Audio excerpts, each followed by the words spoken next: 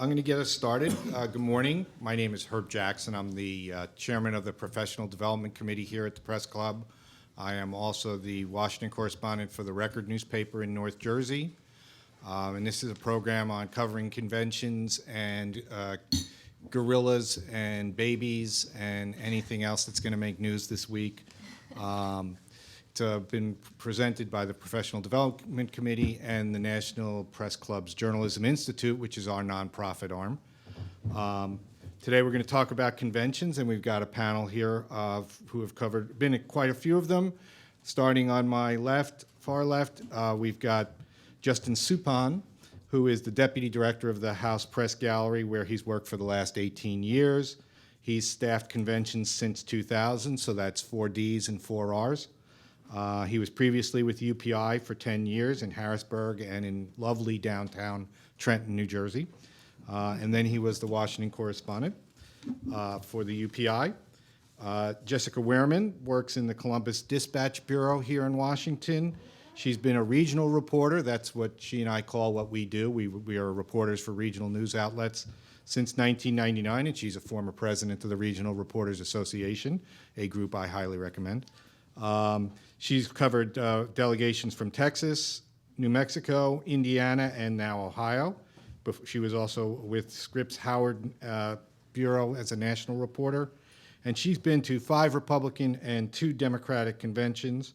She also says that she's a native Ohioan, and many of her disgruntled readers are her relatives. David Lightman, to my direct left, is the national political correspondent for Congress and the 2016 election for McClatchy Newspapers. These will be his 19th and 20th conventions, so he's going to talk to us about, back when we had to file with hot lead. Quill and parchment. He was the Hartford Courant's Washington correspondent for 23 years before joining McClatchy in 2007, and he's covered every presidential campaign since 1980. I'm going to let Justin start with just some overall logistics, and then we will take your questions. There is an email address for those of you out there in webland if you want to send us questions. It's institute@press.org. and use the subject line covering conventions. So Justin? I would just open it up by cautioning everybody covering or planning to cover the convention, you're going to pack 2 things. One of the big ones is a lot of patience. This is a national security event. There's going to be a lot of security there. One of the unusual things this year is that everybody or media attending the conventions will need to get Secret Service clearance. What that means is still unclear at this point. I would recommend you get the card anyway. Like anything, just have it in your back pocket. If you never have to use it, terrific. So like I said, one of the things you want to have is a lot of patience. There's a lot of security. There are going to be a lot of volunteers who help put on the convention, who are not paid, who rotate quickly. Another thing you want to bring with you is a lot of planning. Conventions are difficult to get into. They're difficult to get out of. So if you have to be in the hall, plan for that. Planning and patience. And that's the way I would approach every convention. So I'm going to kind of dovetail on him, but I'm actually recommending that you bring more than just those things. Like change of clothes is good. That's true too. No, I mean when he's talking, what he's talking about is really very valid, because you really have to plan. It's kind of like you're planning for camping in a way, because this is going to be. I mean, these are 12-hour days.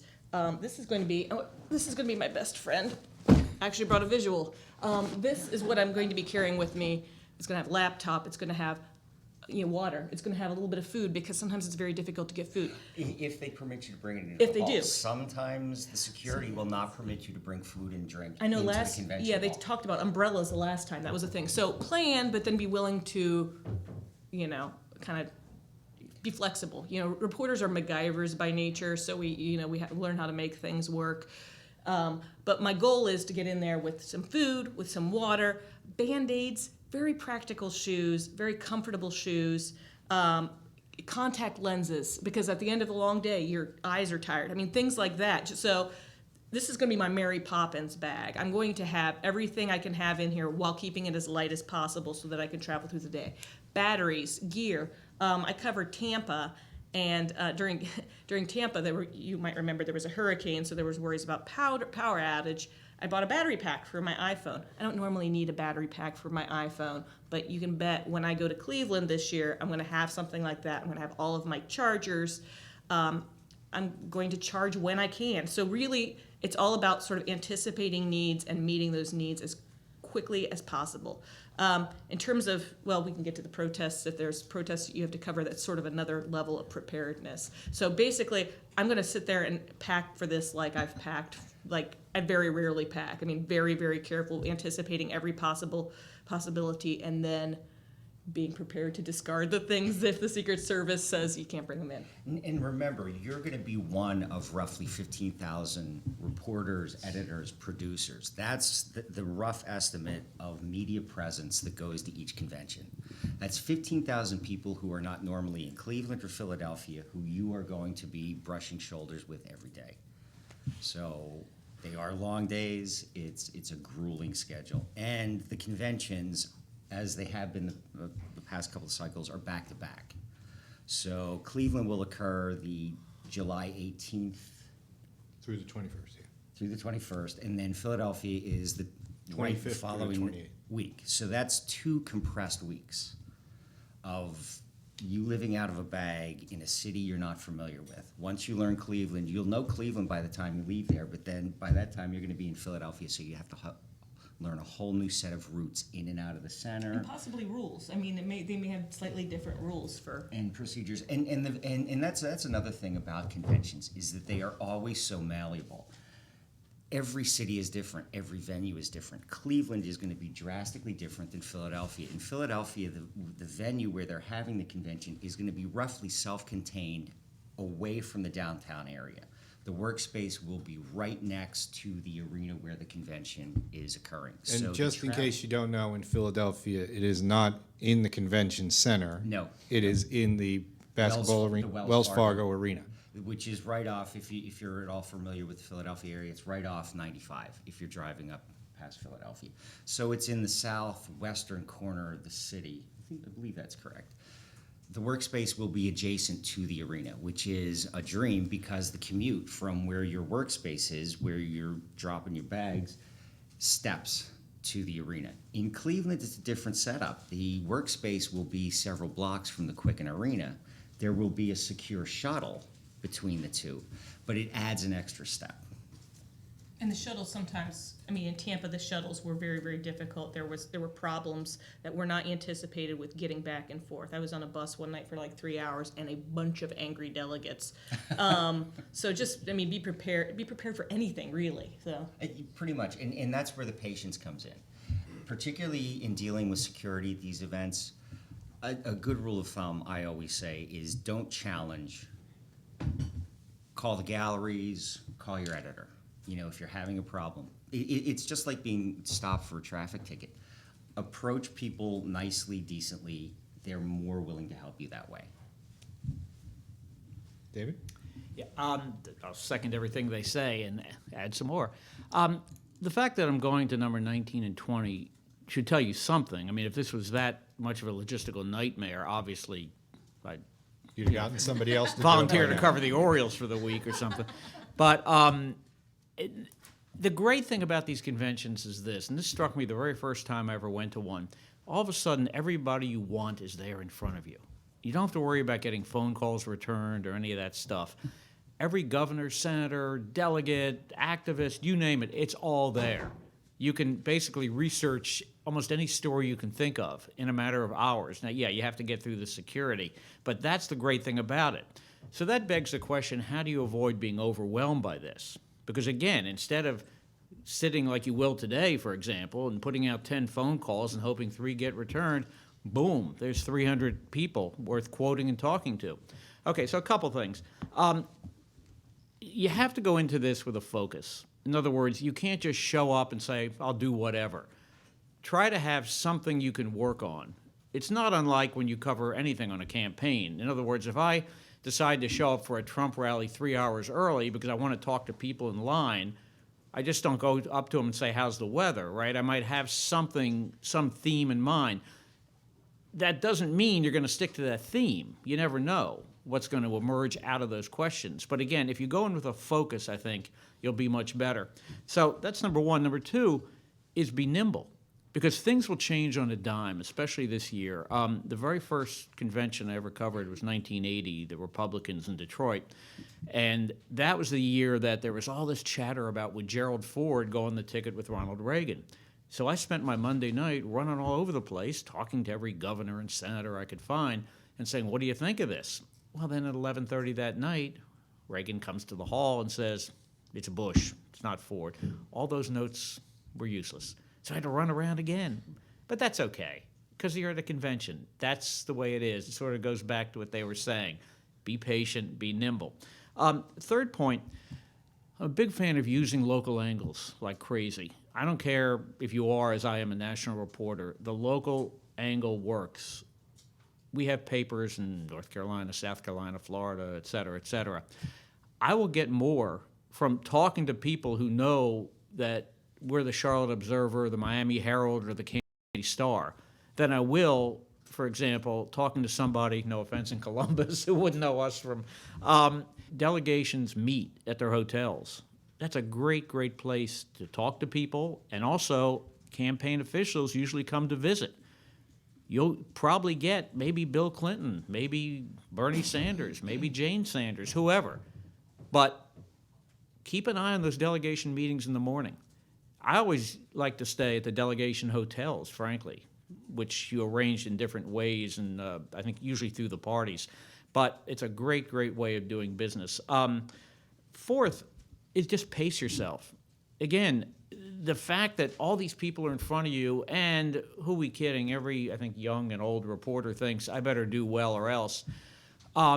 Still, you can start at 7:30 in the morning at these delegation breakfasts and go right up to 1 in the morning. At some point, you're going to wear out. At some point, as you say, the contact lenses are going to dry up. It's happened. Pace yourself. I'm not saying go back and take a nap, but whatever you do to relax, do it. Okay? You don't have to be on duty 19 hours a day.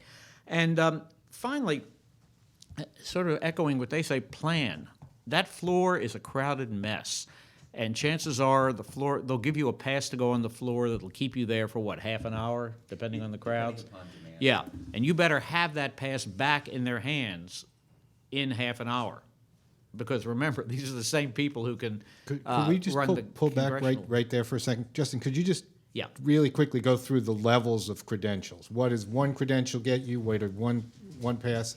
And It's still unclear. Okay. We haven't gotten the keys, the credential keys from the parties. But generally, what we try to do is make sure that every media person who is attending the convention has at least a perimeter credential. The Secret Service at some point will draw it, but they will not announce a secure perimeter around the venue and the workspace. And this could be several blocks around the space to keep protesters out and only allow, in Charlotte, I believe it was like a 6 square block area. Yeah. So, So in a perimeter perimeter pass. credential. And So and that gets you into the perimeter and into the workspace. And they may even close a mass transit stop that you think is going to take you right to the arena like they did in Denver. Yeah. Yeah, you won't recognize the city. I mean, seriously, they will fence off half the city, so you have to plan for that. One other quick thing about this, you may get a pass to get into the hall, okay? But the experience is, especially in these basketball arenas, the fire marshal will close off that hall. And for example, on the night that the nominee accepts, Wednesday and Thursday, Oh, when they boy. announce vice president and when they announce the president, guaranteed, you have to be in that hall early because the fire marshal will shut it down. Yeah. It will exceed capacity, and they are required by law to close the facility. So if you're outside, you could have a golden ticket and you are not going to get into Right. that convention. So that's where planning So comes we in. got perimeter. Perimeter will get you Perimeter to and- what? That Perimeter will get you into the workspace. It gets you past the secure perimeter and into what we call the workspace, which is not in the arena where the convention actually takes place. Then there, we step up a level. There will be credentials that, a more limited pool of credentials that will actually get you into the arena itself. most of our credentials will get you onto what we call the press stands. There are banks that are built up, seating for writing press. This is where we also have the galleries operate a floor pass line. You need the arena credential to get into the arena and onto the press stands, and then we will sign you out a floor pass. That gets you straight down to the floor where all the delegates are sitting. Again, there's a limited pool of these, so we usually time them so that everybody, because it's a shared resource that all our reporters are using. So we ask, we'll sign you a floor pass out. You can get onto the floor to track down whoever you're trying to track down, bring it back, because there's going to be a line of reporters who are anxious to sign out those floor passes. Don't bring them back late. Don't irritate these guys. They have a hard job. And Certainly don't bring it back late on Monday or Tuesday, because then they won't give you one for Wednesday or Thursday. Yeah. Yes, Also, you have to face them again at the Capitol. So. we tend to be police those pretty strictly. And But that goes justifiably. back to the point about planning. That floor is, it's almost immovable. So you got to say to yourself, I'm going to talk to the people from Arizona and Washington State and Oregon and not be a big shot and try to talk to Oregon on this side and Rhode Island on that side. And they may close the floor Yeah. at one point and not let anybody else on, even if there's a delegate with a seat over there. Yeah. Two things about We'll get the- to questions. I'm sorry. I'm sorry, we're bouncing around, but real fast please with the do. floor. One of the things you can do with the floor, often they'll meet early. In other words, the main sessions are roughly 7 to 11, but very often they'll come in for an afternoon session to do stuff that they consider boring to the general public. That's when you go on the floor and get people. In other words, Monday afternoon, they may take up the platform and the rules.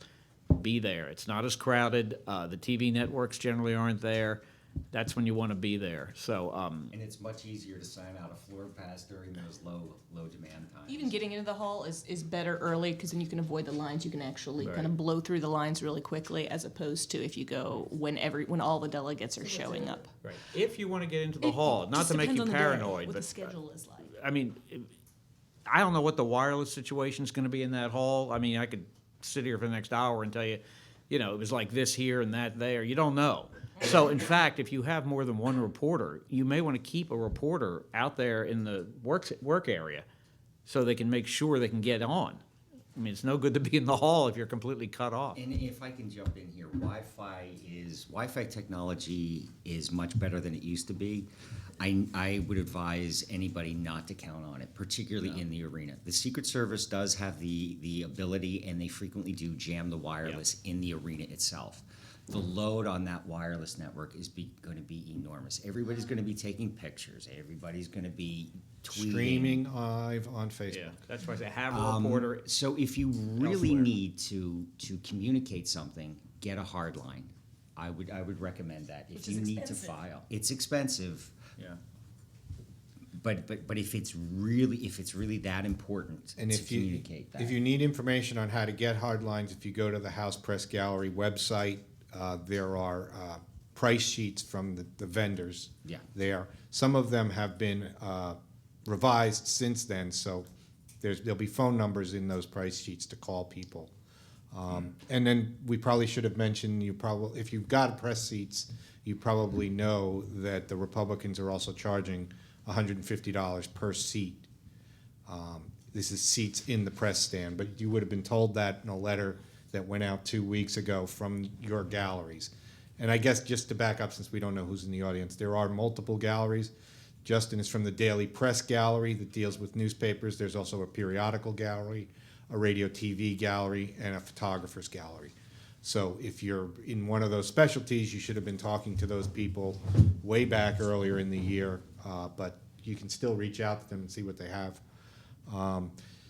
We were also going to be dealing with different types of events on different nights. That's the other thing to keep in mind. For example, with the Democrats, there'll be the Obama speech that'll be the killer for the night. There'll be the Bill Clinton speech. There'll probably be the Vice President speech. There'll be the Hillary speech. Where they put Bernie in there, who shares a night with him, we don't know. But plan on the Democrats, since they're the week after the Republicans, doing something to try and upstage the Republicans. So make sure you have reporter resources somewhere in your organization for when, as often happens, the candidate for the second party announces his vice president or her vice president the week of the Republican convention, the other party's convention. So suddenly you've got to scramble people on that. We covered access to things. One other thing to keep in mind, there's always the non-news story, or the fluff story. There are the Republican hats. The people at Republican conventions like their hats. You'll know them when you see them. Sometimes there's ties. This is a Jerry Garcia tie. Anybody who covered the '96 convention knows that Jerry Garcia ties were very hot in New York, and all the Democrats started wearing them, and you could pick them out on the podium. There was the Larry Craig restroom in Minneapolis. If you don't know what that is, there's a Google for that. Jessica said one other thing about umbrellas. You know how these people sell umbrellas for $5 at Metro? Buy 4 of them and bring them with you, because if it's raining and you're online, they will make you throw the umbrella in a huge pile of umbrellas outside the hall. You won't get it back. So either do that or bring a raincoat that covers your knapsack. So I had one other question for you guys. I mean, how do you deal with social media while you're working? Do you try to keep on top of things for it, or you just consider it's a time suck that you have to avoid? No, I think that actually it's a good way of telling a story in a different way. I mean, there's certain stories that demand it. I've covered, because I cover Ohio, I covered Boehner's vote, the vote for Boehner for Speaker, and that was a perfect Twitter story, because you could tweet, this person voted for him, you could sort of live, it was like a little running wire. And I would treat the conventions the same way. I mean, I try to enter the conventions with a hard news mindset and eye for features. And the feature aspect of it is something where, Instagram photos, where Facebook videos. Now, I don't know that you could do Facebook Live given the Wi-Fi limitations, but you could do videos and you could put them on your Facebook page. I mean, there's a lot of different ways to tell the story. And what you're really trying to do, because you've got, what did you say, 15,000 reporters? Reporters, editors, producers. Yeah, I mean, you've got to try to tell something that's a little bit different. Now, I'm lucky, I have a delegation to cover, so this delegation is that's my turf, as well as the other Ohio reporters, so I can tell a story that other folks don't. But you have to kind of find another way to tell a story. And this is actually kind of a good year for it, because there's some really transformative stories, there's some big themes. The Republican Party, where are they going? Where are they heading out of this? What are they going to look like in a Trump era? What's their platform look like? I mean, this is a chance to tell readers, viewers, et.cetera., here's where we are at this point in time. And so anything you can kind of do to sort of get at that, this is where the Republicans are on this issue, this is where they're going towards, this is what they're going away, this is where the conflict is. Anything you can do to sort of address that bigger theme, but still sort of, I mean, it's kind of a hoot. I mean, covering a convention is fun. There's like all kinds of crazy. You've got the crazy guy who dresses like Lincoln every year. You've got. I mean, it's like there's always a lot to see and do, and Well, to me, we obviously keep in touch with social media just to learn what's going on. One of the advantages of a big operation like us is we have people who do various things. To me, one of the great luxuries of these conventions is that you can look for the broader themes. You can have literally conversations with 50 people before dinner time and figure out, what's going on here, what does it mean, give the story altitude, and then you have time to write it. The other thing, this may sound crazy, is that when you're at the convention, you sort of only have to think about your work, if you know what I mean. Not that you ignore home, but there you are. Mm-hmm. I mean, once you get there, you don't have to worry anymore about all the logistical things that drive us nuts. One thing, by the way, I wanted to go back to something and ask Justin a question. On the press stands, I know groups like ours, we're assigned seats, we pay for them, et cetera, et cetera. How many unreserved seats are there? In other words, can people walk in and just, how does that work? I'm glad you raised that, because aside from the dedicated press stand seats, which are assigned to organizations, they're very limited. Don't use our seats. Well, the general rule of thumb is that if somebody's not sitting there, you can sit at that seat. But if they come to claim it, then you can. But there will be unreserved seating. Usually it's much higher up in the arena. And it is not assigned first come, first serve. Having that ticket still gets you onto the press stand to sign out a floor pass. It's a longer route, but you still have access to that resource. So the seat we have to pay for is at the arena. The work media room seat is not something we have to pay for. Is that correct? Well, yes, you can get workspace for free, but putting anything in it, like a desk or an electrical outlet or anything else, is where the cost comes in. And that's another new thing. There are a lot of new things in this cycle. Republicans are charging for the press stand seats for the first time. There is the Secret Service clearance, which we are still unclear exactly what that means for us. Both parties are offering in the workspace that you can buy a workstation, which is a dedicated desk for your use only. Now, the Republicans, it's costing $100 for one of those. Democrats, it's $679. So you have to make your decision whether you need dedicated space in the workspace. A lot of people, and I'm hazarding a guess, folks like you, a lot of people will work out of their hotel rooms. Yes. If you're covering a delegation, frequently your story is not in the arena. That story is already written. We hopefully, I'm guessing, will know the main story, who's going to be the nominee.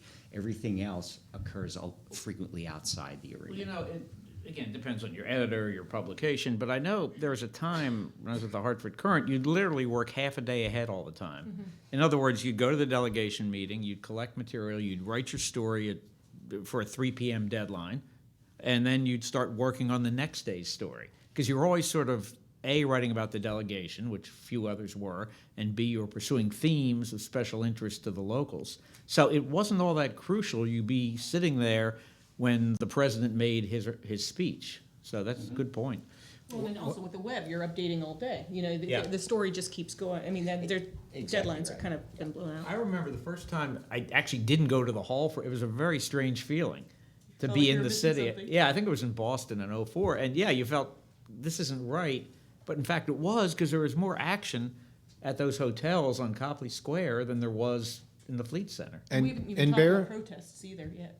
bear in mind, if you got to cover the speech, you might be better off watching it on television than in the hall, because you might not be able to hear. One of the things about these speeches is they are written for the rising crescendo of applause in the hall, and the guy is, and then when we're going to free, you know, and you may not be able to hear their best lines because it's a television program that's produced for them to be shouting over the crowd, and if you're in the crowd, you may not hear them.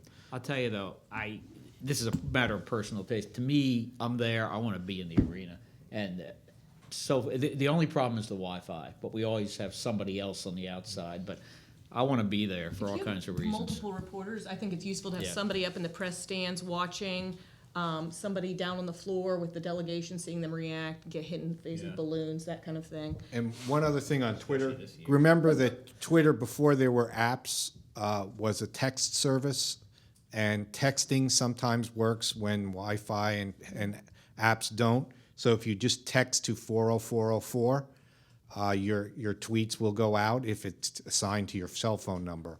And I found that I've been in events where I could get my tweets out, but other people couldn't get the app to load. It said there was too much traffic. I have a question, actually. How long before, I mean, if you decide, if you're a news organization, you've been saying, I'm gonna go on Wi-Fi, how long do you have before you can say, you know what, I really need to suck it up and get a hard line? All those deadlines are contained in the media guides, which are available on our website. One of them is coming up, and that's for the Democrats. It's actually tomorrow. If you need to order an internet line on the press stand seats or at one of the workstations, you need to contact the vendor, the Democratic vendor, tomorrow. There are price cards. Both parties have made the rate cards available.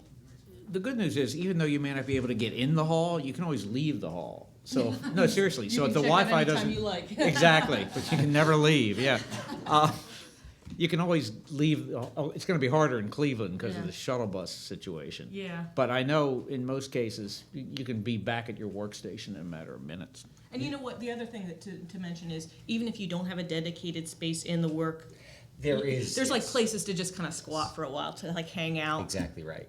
And again, that goes back to the original theme, planning. try to decide ahead of time what you really need, where you're going to be. Do you need dedicated space? Do you need a dedicated internet line? If you don't need any of those, because there are reporters who have different deadlines, different constituencies, like I said, they work out of their hotel rooms. They skip most of the expense and headache of ordering a fully equipped workstation. And one thing I can tell you, if you came here with these questions, Justin doesn't have any hotel rooms at his disposal.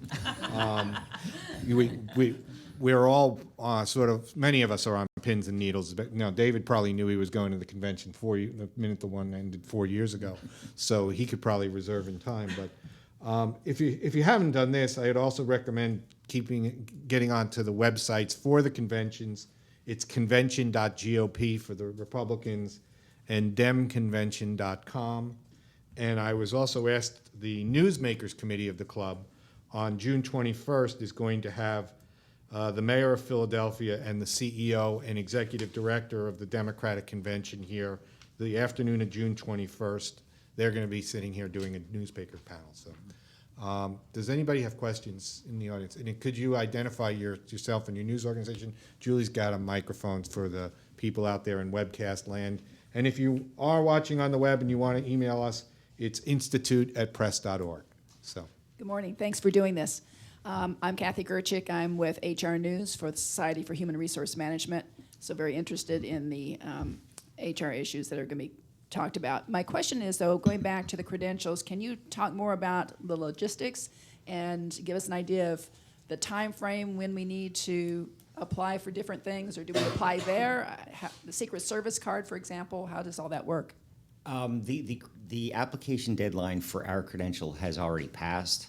If you have any questions, call the appropriate gallery. The Secret Service deadline is coming up. I believe it's June 17th. Mm-hmm. You need to submit your information to the Secret Service. Again, it's unclear exactly what that clearance card will mean at the conventions. I would recommend getting it. Again, it's an insurance policy. Tuck it in your back pocket. If you use it, great. If you don't use it, nothing lost. For the other credentials that you mentioned, getting onto the floor, et cetera, do we do that there, or we do that ahead of time? You apply for those ahead of time. So the perimeter credential and the hall credential will be awarded to news organizations by the galleries, and they've notified preliminarily who's getting them in a letter 2 weeks ago. The floor passes are first come, first serve on the floor, and as I think we said, they're timed. So when there's not a lot of people in the hall, they may give you one for 90 minutes. When there's a lot of people in the hall, they might go down to 15 minutes. And that's when you're running around the bowl because your delegation is at the far end. I mean, think of it as a basketball court. There'll be people on the floor, but then there'll be people in the sets of stands going up that way. I often got to the convention as soon as the hall opened and I was credentialed, just to see where my delegation was relative to my seat, to figure out the shortest route, because sometimes, like right behind the main riser, you can't go that way around the bowl.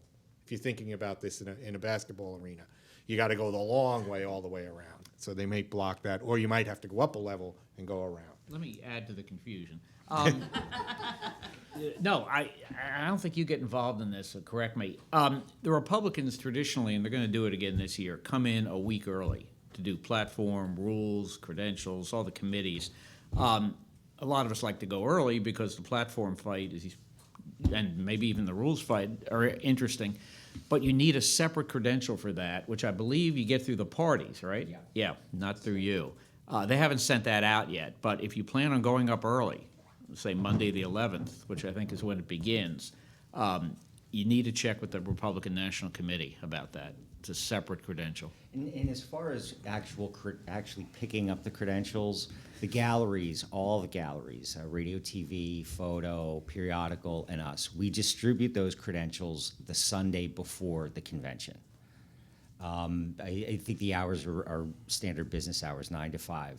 If for whatever reason you can't pick up your credentials on the Sunday before that convention, each of the galleries will have limited office hours throughout the coming week, so that you can arrange to pick those up if you're not able to pick them up the Sunday beforehand.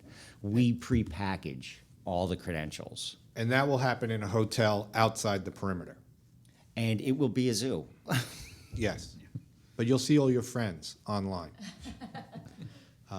Yes, sir, in the back. Just wait for the mic.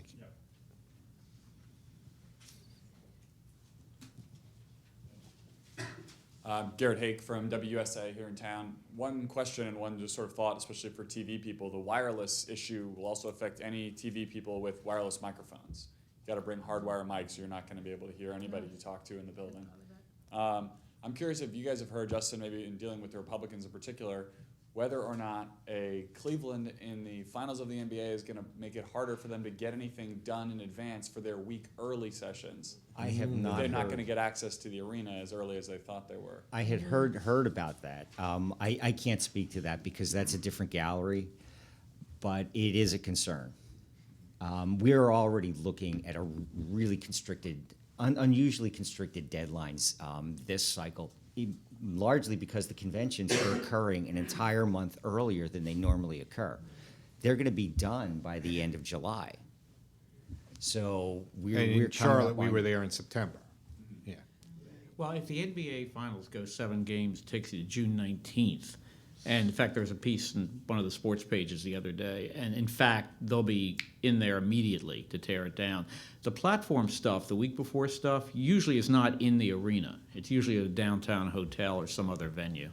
Supposedly, when Cleveland put in their bid for the Republican convention, they had thought about this possibility, and that there is a place where they can do a little bit of the setup that's off-site, that they can move pretty quickly. Now, I don't know how that works in actuality, but supposedly they had thought about this possibility.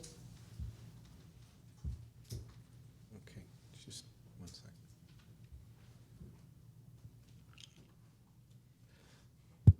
Thanks.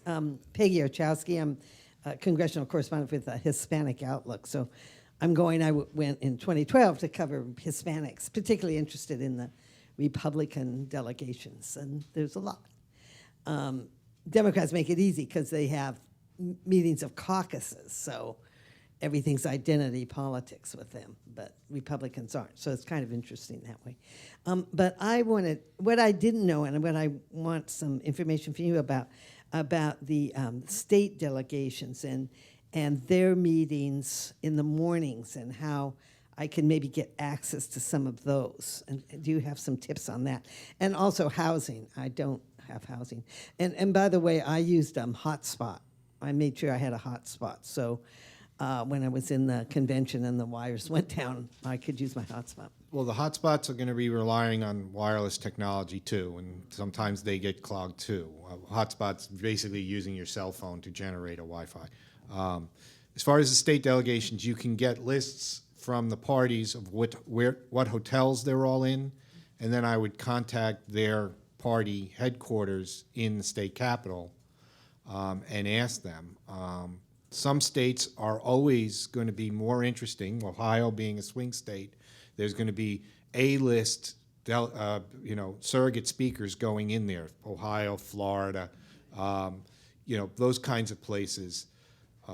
I've seen top names come in to try and fire up the delegations. I had bruised ribs for 3 days from a 70-year-old grandmother trying to get to Ben Affleck. And then they also sent the U.S. treasurer, who is the person who signs the money, and everybody was like, what? So it will vary a lot who they go. As I cover New Jersey, Cory Booker was a big draw in Charlotte. Following him around was interesting, and seeing him fire people up with the same speech that he's still giving. Did you say the national, you go to the Go to the state national parties. party for the party list? Or I think the national parties have a list of what hotels they're in. But you need to contact the state parties if you want to go into their events. For example, my state delegation for the Republicans are requiring a separate credential for New Jersey media to get into their event, and the Republicans are charging us $150 for it. And the Democrats will also give us a separate credential, partly because there are security issues that they want to make sure that somebody just doesn't wander in off the street if they've got a named speaker, so they need to know who the people are. But if you contact their press people, they can probably set you up if you just want to get in to hear one of their breakfast speakers. But you also brought up a point that we all forgot about, which is there are events happening in the convention city completely outside the perimeter.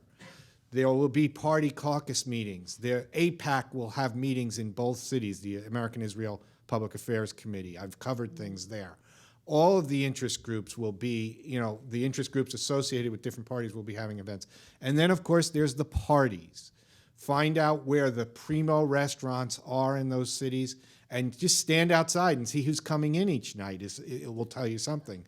People who have plans, my state has its gubernatorial election the year after the presidential all the time. So whenever somebody's trying to woo delegates, they're booking the finest restaurant for a party on Tuesday night after the convention or Wednesday night after the convention.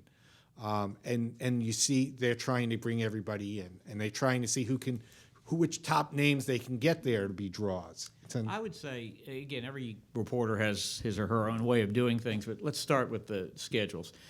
I don't know who's doing it this year, but we all have our favorite ways of getting schedules. Roll Call, National Journal, Politico, I hope I'm not leaving anybody out, will often have stacks of publications with schedules galore.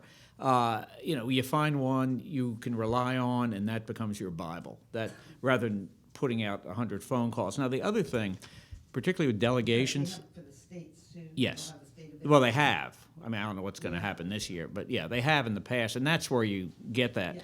The other thing, and this is just what I've found over the years, is that your best times to get people are in the morning and at the convention. Forget in between and forget post-convention, because then people just want to go to sleep or drink or whatever. But in the morning, they're fresh. They're a little less guarded. There's more reacting to what's happened overnight. Once you get into the day, their schedules get crammed. And I just find those delegation meetings and after prime time. So a morning, and when was the other? Oh, at the convention itself. Oh, Because remember, a lot of times at these conventions, people are sitting in their chairs, waiting. Right. And they're happy to talk to you. Did you talk about hotel situation? Hotel We as far as hotels, we are all sort of on pins and needles. I mean, I'm not sure exactly how everything is going to work for my case, because we're trying to go through our delegation, and I want to stay with our delegation, and I'm waiting for the parties to tell us if we have rooms. David, you probably booked outside of the party operations, right? Sure. Yeah. Yeah, no, we did.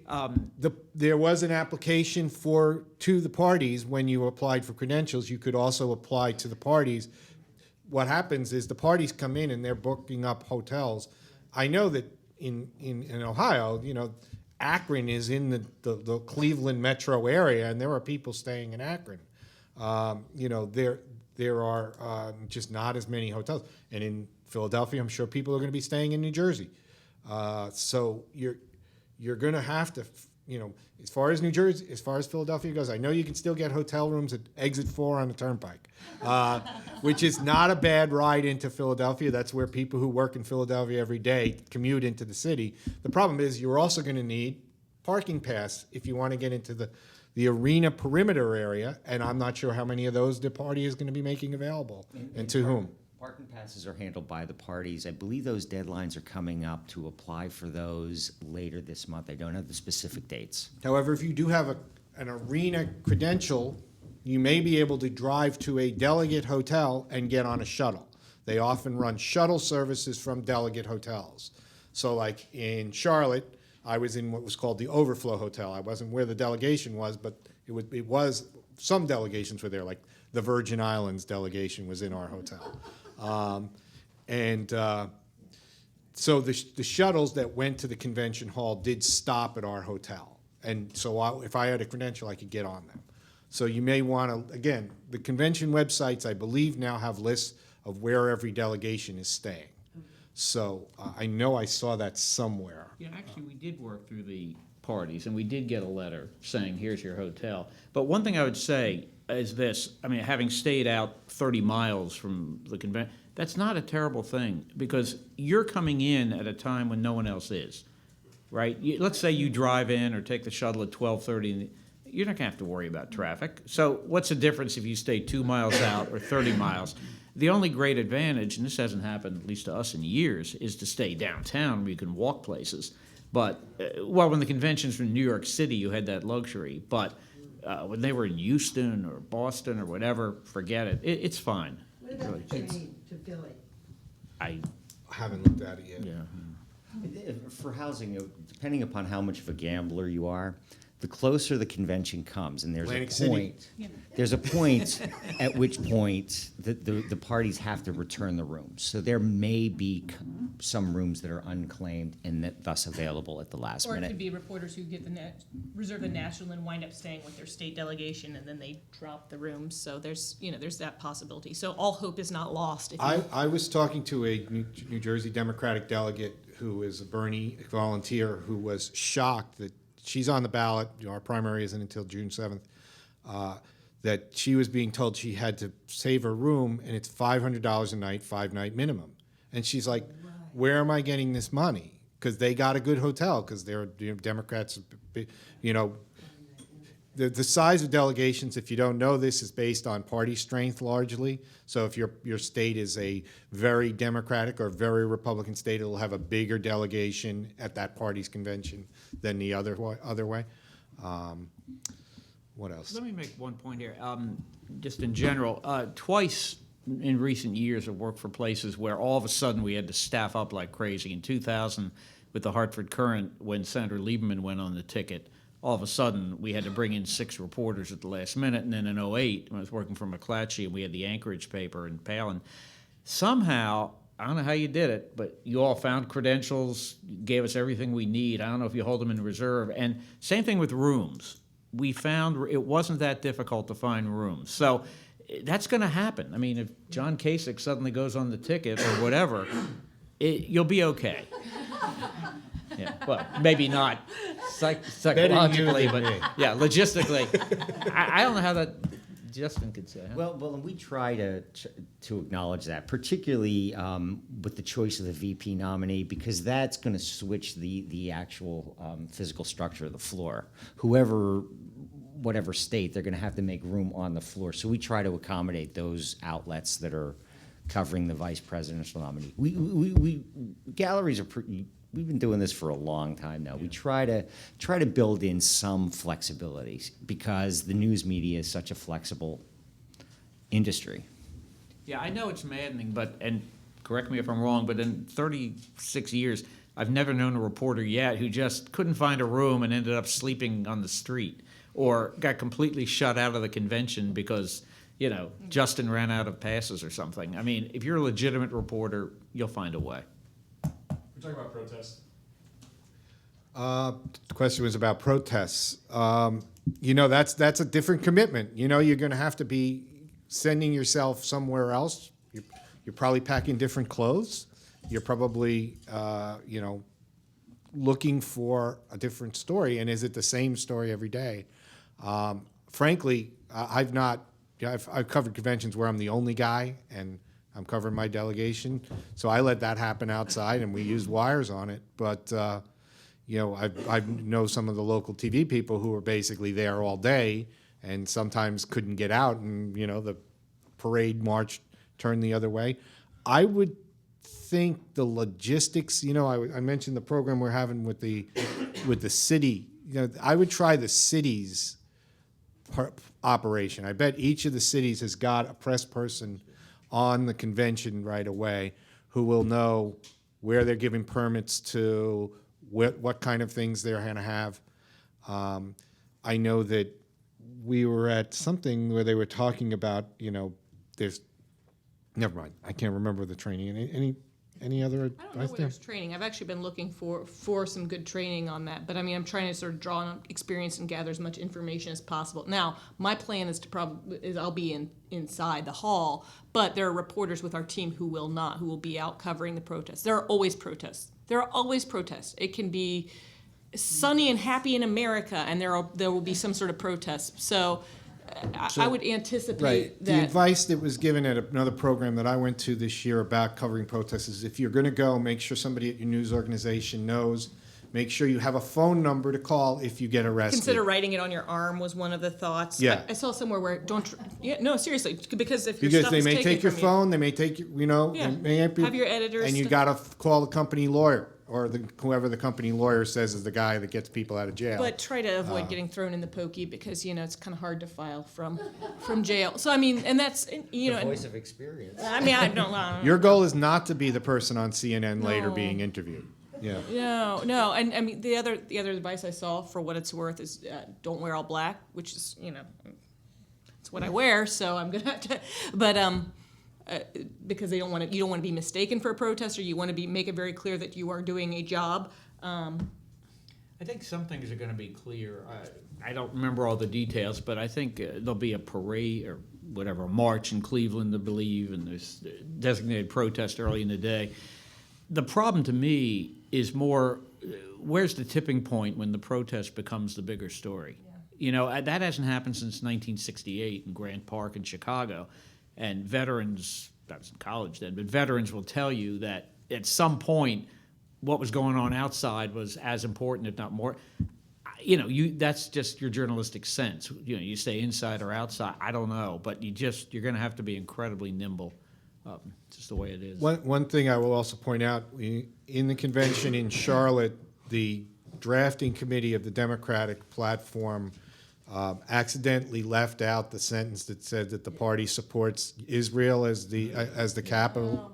Supports Jerusalem as the capital of Israel, and they went to have a voice vote to fix that, but they didn't bring enough people to the floor to win the voice vote, so they said all those in favor, and it was like aye. All those in favor, no, and there was a loud no, and the person at the podium just said the ayes have it and moved on. Now, that just blew over in Charlotte. If that happens, if there are Ted Cruz people who are upset about something that Donald Trump put in the platform, or vice versa, I don't think it's going to be the same kind of reaction.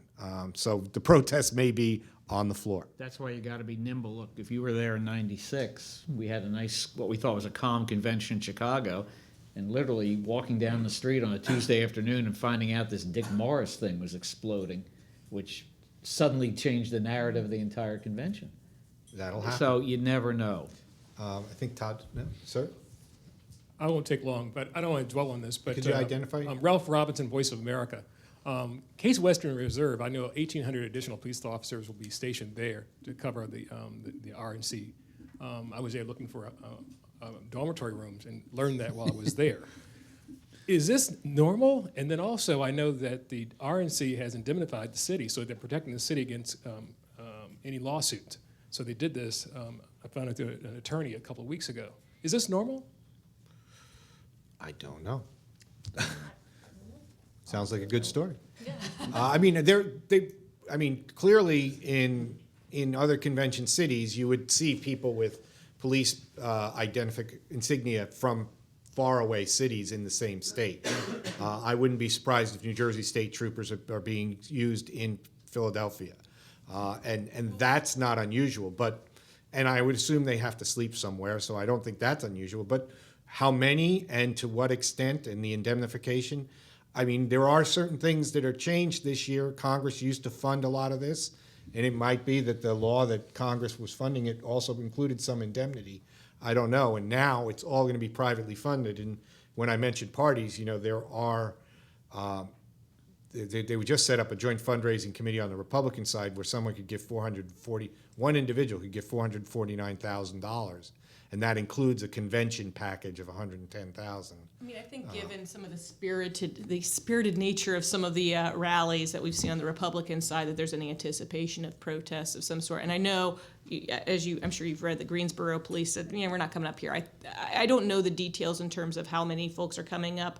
I would imagine that there's significant preparations for, it's a rule of conventions. Be prepared and hope for the best and prepare for the worst. Well, and remember, they're national security events. So there will also be a Secret Service presence they'll draw from the Capitol Police to man the arena itself. I couldn't say whether this is an unusual arrangement. As Jessica said, this has been a spirited election cycle, so. But that does bring up a point. You may encounter law enforcement officers who are not from the local area and may only be told, do this at this point. And if you're trying to get past that point and you don't have whatever he thinks he's supposed to see, you're going to have to go around the block. You may not have anybody. And I opened it up saying, advising, if you don't confront a security person, you don't know where they're going to be from, what their orders are. Be decent. Treat them well because they're doing a hard job. Yeah. As well. And don't ask them for direction. But seriously, I remember when the convention was in St. Paul, and I asked a policeman who happened to be from some small town in Minnesota. He looked at me like, what are you bothering me with this for? No, Well, in part because of the crush of people that are going to be in these cities, and in particular Cleveland. It's a smaller city than Philadelphia. You're having extra tens of thousands of people in a city that don't normally live there. Todd in the back? In the back? Sorry. I saw his hand first. Thanks. Todd Gilman, Dallas Morning News. Thanks for doing this. Couple things. First of all, I've spent an inordinate amount of time trying to arrange hotels, and I can tell you it's a lot easier in Philadelphia than in Cleveland. You can pretty easily find hotel space within 10 miles in Philadelphia now that is reasonably priced, like $150 a night. If you want to stay at some motel out by the airport, which is a pretty good location actually because it's close, it's low hundreds. I mean, there's stuff to find. Cleveland, on the other hand, is horrible. I had these are much more important questions, but I had a couple logistical questions. Like on the credentials, you said they're all prepackaged. Can one person pick up everybody's credential? Ideally, the point of contact. If the point of contact is not going to be there, because part of our credentialing process, we are asking the media outlets to provide us lists closer to the event of employees that are going to be there. If you let us know who's picking it up, we also have a sign-out sheet. Normally, we have the signature of the person who is picked up for your organization. So a single person can. So that actually touches on my related question, which is, you haven't asked us for a list of our personnel. There's the Secret Service process where we have to tell them specifically if we want that underlay. But you don't yet care who the specific people are. Not just yet. So we can swap out personnel until when? Actually, the system we have devised enables you to go into this form and change the names on your list almost up to the convention. We were cognizant of the fact that the staffing of conventions for news organizations changes as the events draw near. Okay. And I was going to ask, I'll make one question one comment. One of the most fun things that I've always done at conventions, which I don't think you all have mentioned, is going to the oppo thing. Like at the Democratic convention, the Republicans always do something and vice versa, and those are terrific, I think, because first of all, they bring very high-level people, and it's easy to get access to them, and relatively small crush of reporters doing it, and you always get a story out of that. The other thing, do you all have any tips trying to get to these VIP suites, the people who've paid $449,000? How do we get to those people and see what's going on there and who's paying the bills? First, get $1 million. It's like with anything. If you have a source who can get you in, you're in business. If you don't, I mean, there is, I think Jessica mentioned, or waiting outside or to see who's going in and out. I have no dignity about I always about waiting outside. exactly. I mean, I've done that, and there'd be a lot of fundraisers, high-level fundraisers, especially in these hotels, and it doesn't take much to figure out where they are, and I just hang around outside the door and see who's going in. VIP suites within the arenas. They're very difficult to get into. Again, you need a source. If When you're- I've done it, it's because some high-level person in a delegation has taken me in there. I've had a hard time getting in those. The parties are a lot easier. Trying to find access to VIPs through the parties is really the way I've traditionally had success. Does bring the other issue, is that there'll be another tier in the arena where the VIPs are moving over to go talk to CNN and go talk to MSNBC and Fox, and you will well, as a print man, I would not be on that level and not encounter them. And that's a whole nother level of credentialing to get up those elevators or escalators. But they do have to come down at some point too, and they have to come in the hall just like everybody else. And who did I skip when you wanted before you? Oh, Deb. Good morning, Deborah Berry with Gannett, Washington Bureau and USA Today. Justin, you mentioned the different levels of credentials. The arena level. Will every reporter, you said it's going to be a limited number, and if so, can you actually have perimeter and not have arena, and be stuck on the outside?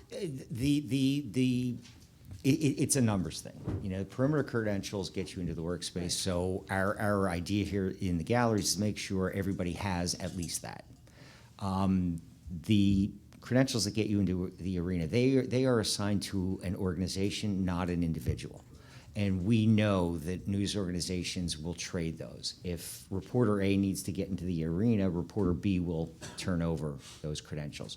So we rely on the news organizations to police their own supply of those arena credentials to meet their needs. For example, my organization might get issued one hall pass, and we may have 3 people covering the convention. So we sit there at night and say, Charlie, you're going to the hall tomorrow, you take the hall pass. Or you're going to be there in the hall in the afternoon, and then you and I have to meet somewhere outside the perimeter so you can give me the pass so I can get back in the hall, that kind of stuff. The only thing that'll be uniquely identified to you, I believe, will be the Secret Service underlay. Yes. Yeah. And we're still not sure if everybody's going to need to get those or if only some or... Again, as I said, it's unclear at this point exactly what purpose they may serve, but the Secret Service is requesting these.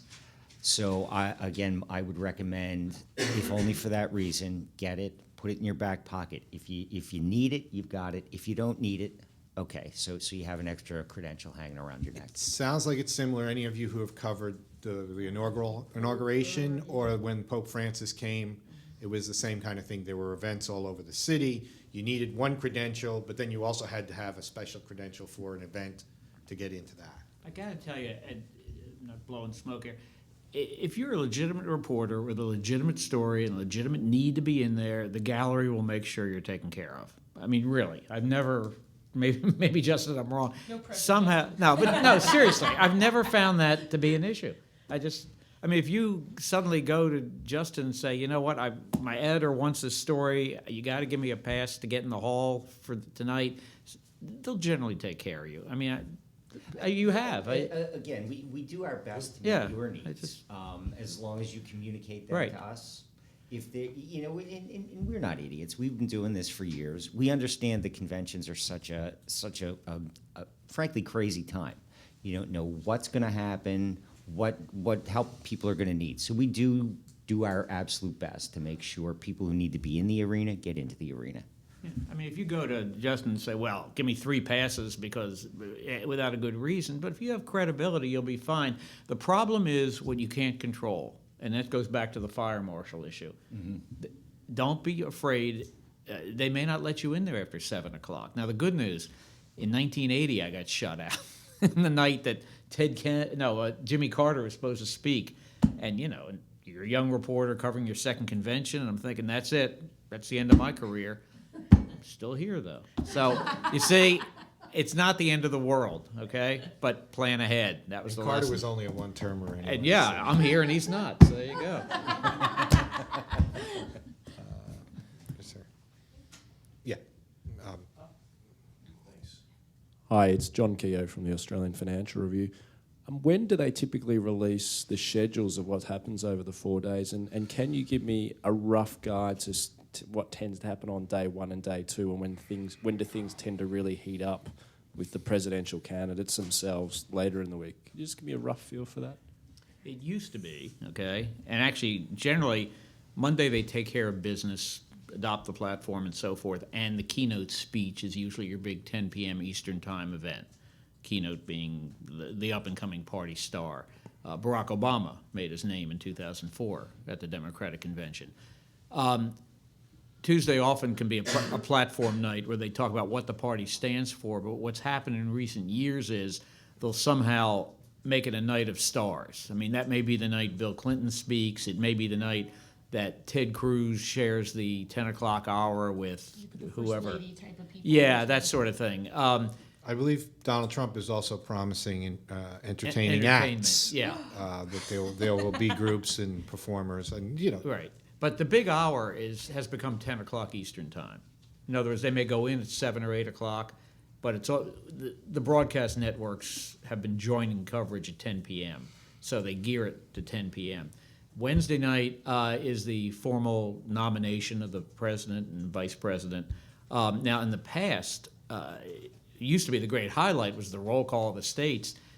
What they've done lately is, again, put some big shot speaker on at 10 o'clock, and then 11 o'clock start the roll call of the states. Yeah, they would do Because- about a third of the yeah. states. Is that when did they do Clint Eastwood at the last? That was 10 o'clock. Was that on Wednesday or Tuesday? That was Thursday, I think. It was Thursday. I think it okay. was. Yeah, Clint Eastwood went on at 10 o'clock, yeah. And then Thursday night, 10 o'clock is the big acceptance speeches. First the vice president and then the president. But when you will know is when they choose to tell us. So get on the press lists of the two conventions, and they will start sending out announcements. Marco Rubio is now going to be the speaker on Wednesday, July 19th, July 20th. That'll be what they'll start announcing the prime time draws, and then fill out the schedule after that. There'll be their mix of up and comers that they want to show off. There may be somebody who's allied with one of the nominees who's got a tough race. For all we know, Renee Elmers may get, big billing. I don't know. But you're going to have a mix of people. Some of them are just talking, and there's almost an empty hall. In fact, I've watched when they've put a member of my congressional delegation on, and suddenly the New Jersey stands are full and people are cheering. 5 minutes later, those people are all over in North Carolina because some congressman from North Carolina, they actually moved crowds of cheerers around the hall so that if the TV cut away, there was somebody in the stands for that person's state. Just watch the 10 o'clock hour. That's what matters. And as Herb said, sign up with the parties because they have become very good at emailing schedules and updates. They will also be pushing out transcripts of speeches on convention night. And that is handy for the presidential speech, for example. There may also be will there be hard copies at the press stand? Traditionally, they have offices where you can pick up hard copies. Hard copies are less popular than they used to be. But if Wi-Fi and email go down, Exactly right. a hard copy may be helpful. Christine Grimaldi from Rewire. We had to go through the parties to get convention credentials just because our congressional credentials are still pending. Can you describe that kind of process and what we may have access to? Could we still sign out a floor pass from the gallery, for example? You say you applied through the party. Was it through what? Through the DNC and the RNC. But did they give the office a name? Was it the DNC gallery, or who? And which gallery did you apply through? Well, you mean through The the congressional galleries? Well, our application for congressional credentials is still pending. With which gallery? Oh, with Daly. With the Daily Gallery. It's still pending. We should have sent you, if you had been approved, a preliminary approval letter 2 weeks ago. So if you did not receive that, you probably want to give us a call to double check the situation. Okay. But if you have, or if you were referred, because Yeah, we were referred to the parties. okay. Okay. So that was the resolution of your application.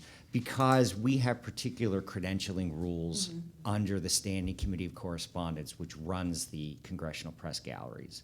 Certain news organizations don't fit those criteria. That's why the parties have both developed what we call special press, because it enables a broader accommodation of, for lack of a better term, non-conventional media, and I don't use that in a pejorative term at all. It's just media that doesn't fit under the credentialing guidelines stipulated by the executive committees for each gallery. No, understand that. Just if we do get conventions through the parties and we're at the conventions, what kind of access do you know that we may be able to gain?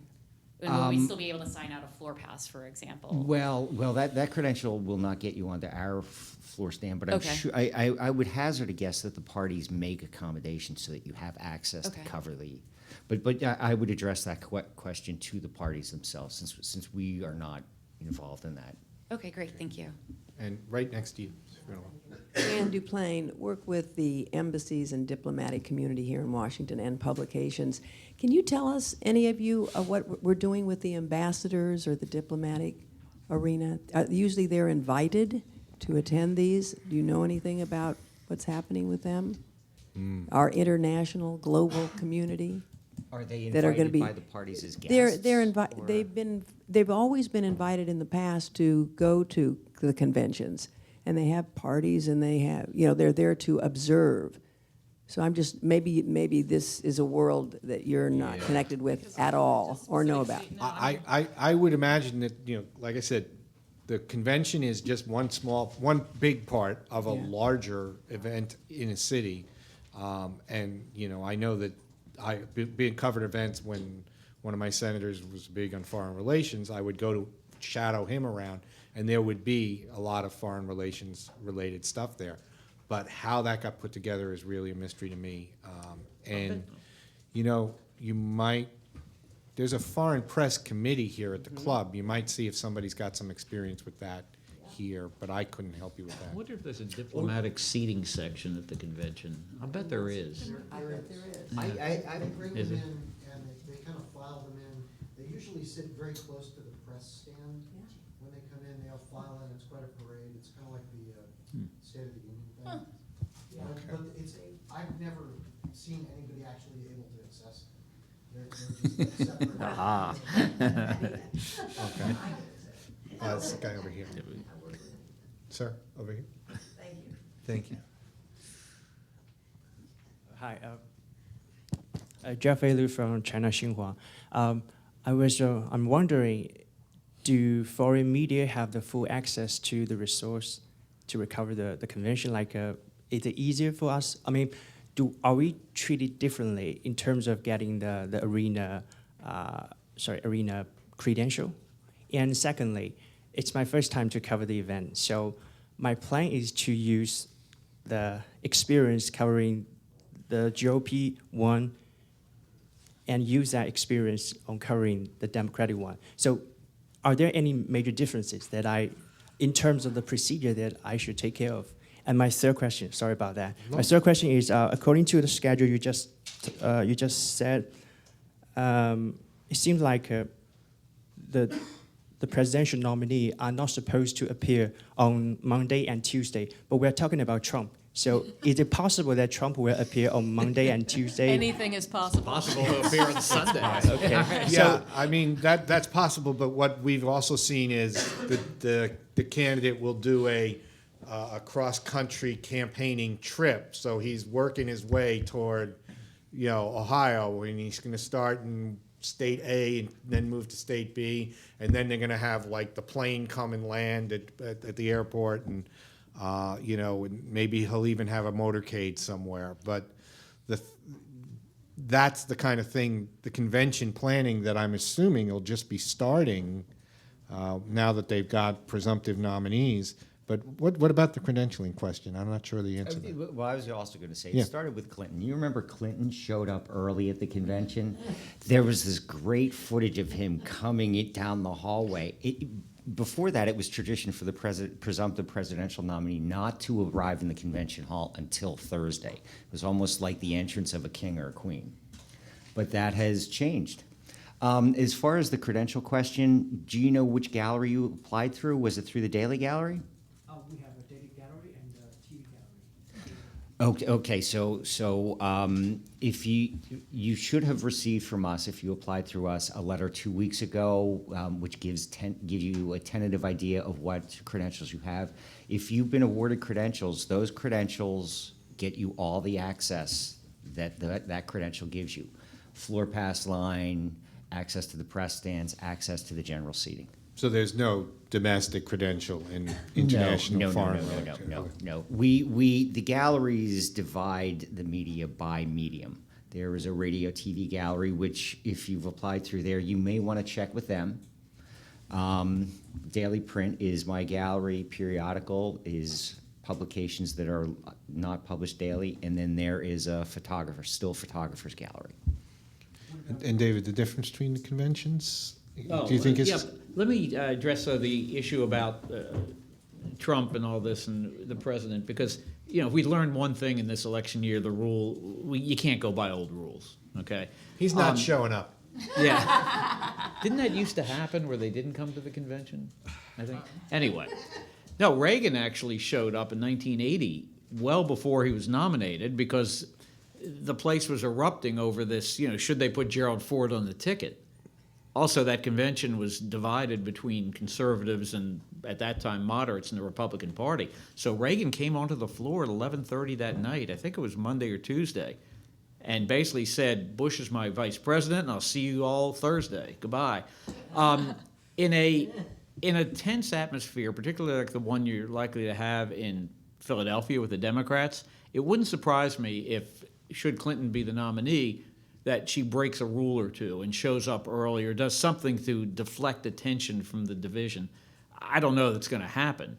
But here's the other calculation. As Herb was saying, Bill Clinton came in, did a cross-country tour, and came into the convention and did the drama. This is a tricky thing. You don't want to, on the one hand, you don't want to divert attention from the convention, which you will simply because you're the nominee. But on the other hand, sometimes it's to your advantage to divert attention from the convention. So we have to watch that very carefully to see how Clinton and Trump play this.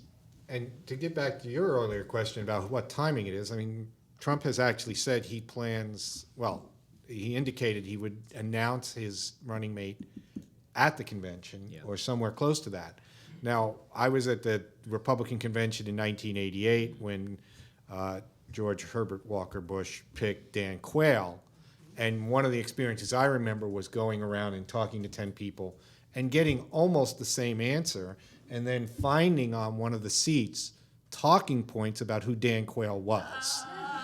Because how many people knew who a senator from Indiana was that, you know, wasn't the big senator from Indiana, right? So it was like, he's young, women will like him, you know? So if you start hearing 3 or 4 people saying the same thing, you might want to go look for somebody who might be friendly and saying, did they feed you lines about this nominee? I mean, it was similar with, I guess, with Sarah Palin, you know, how many people knew who Sarah Palin was. But I think that was announced That was on a Friday. while we were still in Denver, Yeah, right? right after Yeah. the Democrats Friday. concluded, they announced it. Back to Bush, there's an example. Didn't Bush announce Quayle like on a Tuesday afternoon of the convention? Something like Yeah. that. Again, diverted But attention. in his question, if he covers Cleveland, what's going to be different about Philadelphia? What's going to be the same? How can I put this without being judgmental? Republicans tend to be more compact, if you will. There are fewer delegates. There's more. They tend to be more corporate, if you will, a little more organized. Democrats, more people. You were saying more caucuses, more spread out, if you will. But in the end, there's no huge difference. It's the same techniques you use for both. The Democrats will also be more diverse. You know, Yeah. by design, they will be an equal number of men and women in their delegations. In fact, the way the proportional delegations work, it's, you know, once they decide, you know, right, Bernie, you get this many delegates and I get this many, you know, who those people are in their delegations have to be balanced between men and women, and they make a considerable effort to also balance racial. One difference that could come up, I'm not sure it will. Again, Republicans always come in early to do the platform, the rules, the credentials, and so forth. And in some years, not recently, but in the 80s particularly, that created disputes that spilled into the convention itself. In 1980, when you still had an anti-abortion versus pro-choice contingent in the Republican Party, I mean, that battle kept on going right on into Monday and Tuesday. That hasn't happened in the last 20 years. Same thing with the Democrats. When Jesse Jackson in the 80s wanted certain platform points, I can remember he and Gary Hart and Walter Mondale met for hours and hours in San Francisco, and we had to stake it out, and this went on and on. So you don't know. You just don't know what's going to happen. And if you don't know, We did a similar panel to this a couple weeks ago on convention rules. It was planned on how the contested Republican convention would work, but Ted Cruz and John Kasich pulled out the day before our program. But it was still very interesting, and the video of it is on our press club website. If you go to press.org and look for videos, you can. There was some interesting stuff about how the rules work and what kinds of things can still happen. You know, can delegates be unbound if they all want to revolt against Trump or things like that? So, anybody who didn't get a question? No? Okay. Julie in front. I just want to. Just get the mic. Oh, so the speeches usually begin around 5, but I don't think they're really covered by the press till around 8. So I found it very interesting who they delegated to the pre-TV covered. They're the people they want to acknowledge, but they weren't that important. So for me, like Luis Gutierrez was designated a 5 o'clock spot. Obviously, he wasn't considered that big a guy in the Hispanic caucus anymore. They had new Hispanics at 8. So I think it's really important to note who is speaking when And I how believe they all of the do coverage of the now C-SPAN will still be carrying it, and I believe all of the coverage from previous conventions is on cspan.org. If you really want to go and watch past conventions, they're up there. But you can get a feel for it if you've never been to one and see. I will say it's probably worth it to do a little cursory research on past conventions if you haven't been to a lot of conventions, just to sort of be able to draw from that dynamic and have it kind of fresh in your mind as you're writing these things to say, this hasn't happened since X, or this is similar to, this year. I mean, that's something I try to do before each, just so I can have that little experience to draw from. Okay. Well, and it also might be helpful, as I said, the parties, they both have media logistics offices. If you visit their websites or visit ours, there are media guides available, and I know that they have diagrams of the arenas, or soon will have diagrams of the arenas available, so you can conceptualize. It's best to actually see it in person, but at least you can get a sense of where they're located and what they look like. I actually just got an email, our first email question, from someone who's Shannon Fisher from a host and producer for The Authentic Woman on the Air Global Radio Network. She said she has credentials for a radio station and a print outlet. And her, she's going to be working for both, but her credentials for radio, TV. Is there anything that she needs to know about logistics for print reporters that she would not learn through the radio, TV gallery? The credentials give you access to different places. One of the reasons why there's a separate credential issued by Radio TV Gallery versus our gallery is they have different locations. They have different stand-up positions within the arena that our credential does not get you access to. Vice versa, broadcasts are not permitted to broadcast from the press stands because they are reserved for print. So it's locations within the arena. In a similar vein, if you are credentialed through the Still Photographers Gallery, you will have access to the central photo stand, but that is not made available to either print or broadcast reporters. Okay, and one more over there? Hi, Kathy Gerch here again from HR News. Could you speak some more about the special media, for example, our outlet, which is an online daily news service for human resource professionals? Where would we get the credentials that we need there? Do we go to a particular hotel? Do we go to the arena? What's the process? Again, have you applied for the credentials? Because our application deadline has expired. I would encourage you to, call us at the gallery if you have concerns, and reach out to the parties as well, because we are getting really close to the conventions. Okay, and I think we're coming up on 11. Anybody have anything they want to add? Well, we can catch more questions as we leave. Anybody? Just two quick things which may sound contradictory, but again, go in there with some ideas, because it's just overwhelming. You can't do everything. Go in there with a focus, but be ready to be nimble, okay? And number one. And number two, don't be shy about asking people, especially veteran reporters who have been through this before. Don't worry about looking stupid or that kind of thing. Justin says over and over, I know with young reporters, there are no dumb questions. Better you should ask what you think is a dumb question than not, okay? We're not oracles either, but we've been through it before. Don't be be focused. Anything else?